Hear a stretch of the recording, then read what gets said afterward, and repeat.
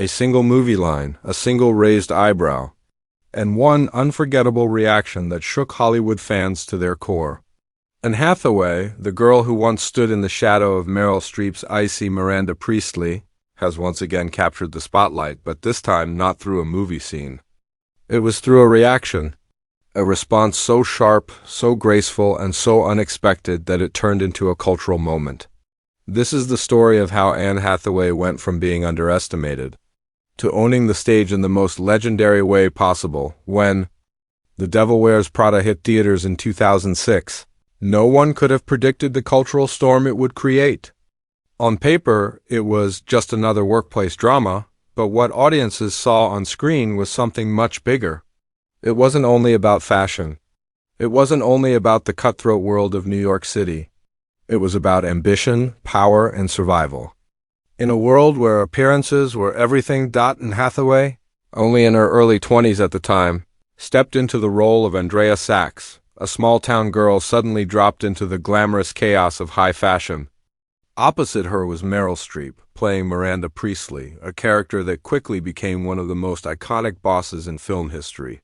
The cold stare, the clipped tone, the infamous "that's all." Miranda wasn't just a character, she was a force of nature, and yet, despite being paired with one of the greatest actresses of all time, Anne Hathaway held her own. That's not easy. Many young stars crumble when the spotlight gets too bright, but Hathaway brought something refreshing. To Andrea, she wasn't trying to be glamorous. She wasn't trying to outshine Streep. Instead, she leaned into the role of being an outsider, a girl who didn't belong. And that's why audiences connected with her. Everyone, at some point in their lives, has felt like they weren't good enough, weren't stylish enough, or simply didn't belong. Hathaway's performance made that pain real. The movie didn't just earn money. It earned a place in pop culture history. Quotes from the film became part of everyday conversation. Fashion brands leaned into the film's success. Even people who had never opened a fashion magazine suddenly knew what cerulean was, thanks to Miranda's famous monologue about a simple blue sweater. The film became bigger than itself, a mirror for anyone who had ever been pushed, challenged, or underestimated. But for Hathaway, the film did more than just build her career. It became a turning point. Before The Devil Wears Prada, she was often seen as the sweet, innocent girl from The Princess Diaries. That was her image, lighthearted, safe, and charming. But Andrea Sachs gave her something different: grit. The movie showed Hollywood that Hathaway could carry both drama and comedy. She could stand shoulder to shoulder with icons and still leave her own mark. What's even more interesting is how fans responded years later. The movie gained a second life online. GIFs of Miranda tossing her coat, memes about Andrea's struggles, and endless debates about who was the true villain of the story. Was it Miranda, the boss who demanded perfection? Or was it Andrea's boyfriend who couldn't handle her ambition? These debates never died down. Even now, nearly 2 decades later, people are still talking about it. And in that constant conversation, Anne Hathaway's name kept coming back. She wasn't just the girl in the movie anymore. She became the face of resilience. Someone who could take the pressure, the criticism, and still walk away stronger. Which is exactly why, when whispers of The Devil Wears Prada 2 began to swirl, fans weren't just excited for the return of Miranda. They wanted to see Anne Hathaway again. They wanted to know if Andrea Sachs had changed. They wanted to know if the outsider had finally become the insider. And then the moment came. The press asked. The fans waited. And Anne Hathaway gave a reaction that no one saw coming. Asterisk rumors have a strange power in Hollywood. They begin as whispers, quiet conversations in studio hallways, half-truths shared in late-night interviews. But once fans get a hold of them, whispers become thunder. That is exactly what happened with The Devil Wears Prada 2 for years. Fans have treated the original film like sacred ground. It wasn't just a movie, it was a cultural blueprint. Every time someone had a toxic boss, the comparison to Miranda Priestly resurfaced. Every time Fashion Week rolled around, lines from the film echoed across social media. And every time Anne Hathaway appeared on a red carpet, someone would inevitably ask, Would you ever do The Devil Wears Prada again? At first, Anne dodged the question with the elegance of someone who knew better than to fan the flames. She'd smile, laugh politely, and redirect. Sequels are tricky in Hollywood. For every beloved return, there are twice as many failures that ruin the magic of the original. And Hathaway knew this, but the thing about fans is, they don't give up. The internet only added fuel to the fire. Twitter threads, TikTok edits, and Instagram fan pages began speculating on what a sequel might look like. Would Andrea Sachs become the new Miranda Priestly? Would she rise to the top of the fashion world only to turn into the very person she once feared? Or would the film flip the script completely, showing Andrea walking away from the industry, finding a new life, and crossing paths with Miranda years later? The fantasy of a sequel became almost as famous as the movie itself. Fans wrote entire plots, some realistic, some completely outrageous. In one version, Andrea takes over Runway magazine, only to find Miranda still haunting the shadows, refusing to let go. In another, Emily Blunt's character, the sharp-tongued assistant, becomes the true heir to Miranda's icy throne. These fan theories kept the movie alive for a whole new generation, who weren't even born when it first premiered. And then came the spark that reignited it all. Industry insiders began to murmur that discussions were happening behind closed doors. A second film wasn't confirmed, but the fact that it was even on the table sent shockwaves across Hollywood. Fashion blogs reported it like breaking news. Entertainment reporters asked about it during interviews, slipping the question into conversations even when it had nothing to do with the topic. Suddenly it felt real. For Anne Hathaway, this was dangerous territory. If she dismissed the idea too quickly, she risked disappointing millions of fans who had built their own emotional worlds around the story. If she entertained it too much, she risked promising something that Hollywood wasn't ready to deliver. And so, every time the question came up, people watched her closely. They weren't just listening to her words, they were analyzing her eyes, her smile, the slight hesitation in her voice. But what no one expected was how she would eventually answer.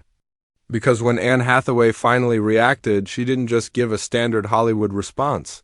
She gave something that felt legendary. Something that reminded the world why she became a star in the first place. Her response wasn't just about The Devil Wears Prada 2. It was about growth, about resilience, and about her own journey from the sweet girl of Hollywood to one of the most respected actresses of her generation. It wasn't just a sequel question. It was a reflection of her career. And in that single moment, with one carefully chosen reaction, Anne Hathaway once again owned the narrative. The whispers had done their job. They created suspense, hype, and curiosity.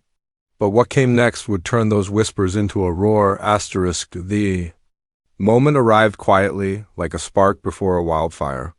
And Hathaway was sitting across from a journalist during a press interview. Nothing unusual. The questions were flowing in their usual rhythm. Upcoming projects, recent fashion appearances, the standard Hollywood cycle. And then, with the casual weight of a hand grenade, came the question, "Anne, is there any truth to the rumors of The Devil Wears Prada 2? For a brief second, the room seemed to hold its breath. Cameras clicked. Pens hovered. Hathaway didn't immediately answer. Instead, she smiled. Not a forced, polite smile, but a smile layered with memory, with experience, with something far more powerful than words. And then came her reply, graceful, witty, and dripping with the kind of confidence that only years of resilience can build. She didn't confirm it. She didn't deny it. Instead, she gave the kind of response that rewrites a conversation. With just a few words, she shifted the focus from, "Will there be a sequel?" to, "Look how far Anne Hathaway has come." Her reaction wasn't about chasing nostalgia. It was about owning the present. That's why it felt legendary. Most celebrities, when asked about sequels, fall into predictable categories. They either gush with excitement or they shut it down cold. Hathaway did neither. Her answer carried subtlety, a masterclass in saying everything while saying almost nothing at all. It was her poise, her tone, her ability to let silence do as much work as her words. And in that silence, the internet heard everything it wanted to hear. Clips of the moment spread online within hours. Fans called it queen behavior. Comment sections overflowed with admiration. This is why Anne Hathaway is untouchable. Others wrote, Miranda Priestley would be proud. And perhaps that was the point. Hathaway, in that moment, embodied the very essence of Miranda's lessons: control, elegance, power. She didn't need to scream or confirm anything. She simply let the world lean in, desperate for more. But there was another layer. Her reaction struck so deeply because people remembered her journey. And Hathaway wasn't always celebrated this way. For years, she was mocked, criticized, even dismissed by Hollywood and the media.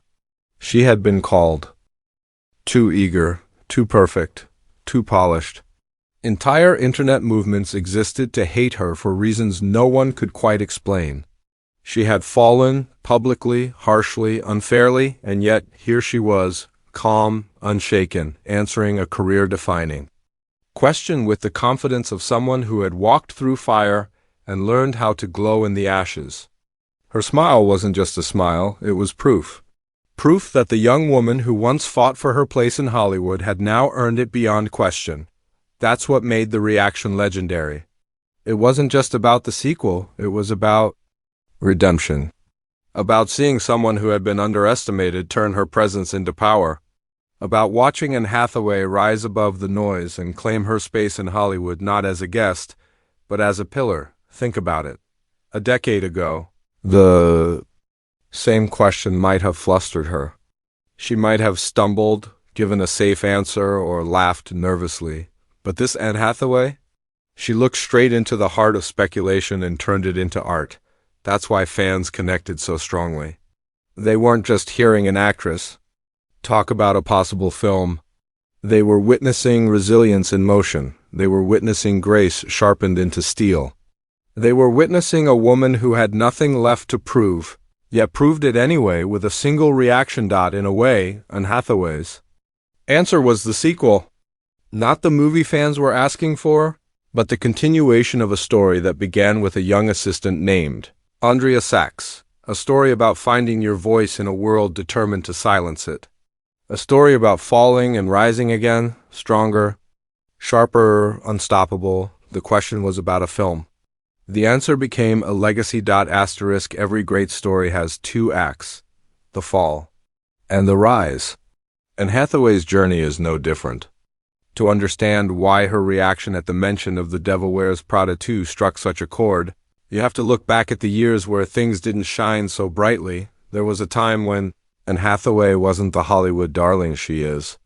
Today, after the success of The Devil Wears Prada, she seemed unstoppable. She had the range, the looks, the rising star power. But fame has a cruel way of turning on its chosen ones. Almost overnight, Hathaway became the target of what the internet later called Hathahate. It wasn't because of scandal.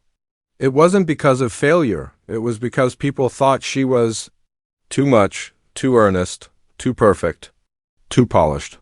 In a world that loves its stars messy and broken, Anne's grace became her weakness. Tabloids mocked her speeches. Comment sections ridiculed her enthusiasm. Memes painted her as fake. It was a strange, unexplainable backlash that left her standing alone in the spotlight, adored by critics, but attacked by the crowd. For an actress who had worked her entire life to be taken seriously, this was the fall. But Anne Hathaway didn't break, she didn't disappear. Instead, she adapted. She kept working, choosing roles that pushed her deeper into Hollywood's respect. Rachel getting married showed her dramatic depth. Les Miserables made her an Oscar winner. And each time, she carried herself with the same resilience that defined her career from the very beginning. She didn't let the fall define her. She built a new reputation out of it. This is why her reaction to the sequel question mattered. It wasn't just words. It was a reflection of a survivor. Someone who had been knocked down by the very system that celebrated her and then climbed her way back up without bitterness. Her smile, her composure, her refusal to be cornered into an easy answer, all of it screamed one thing: control. Think about the arc. Anne started as the sweet, wide-eyed Andrea Sachs, fumbling in a world of impossible standards. In real life, she went through the same trial by fire. Hollywood tested her. The public tested her. The media tested her. And she emerged not as the assistant, not as the understudy, but as the star who didn't need anyone's approval. The fall was brutal, but it carved the steel that made the rise possible. Fans could feel it.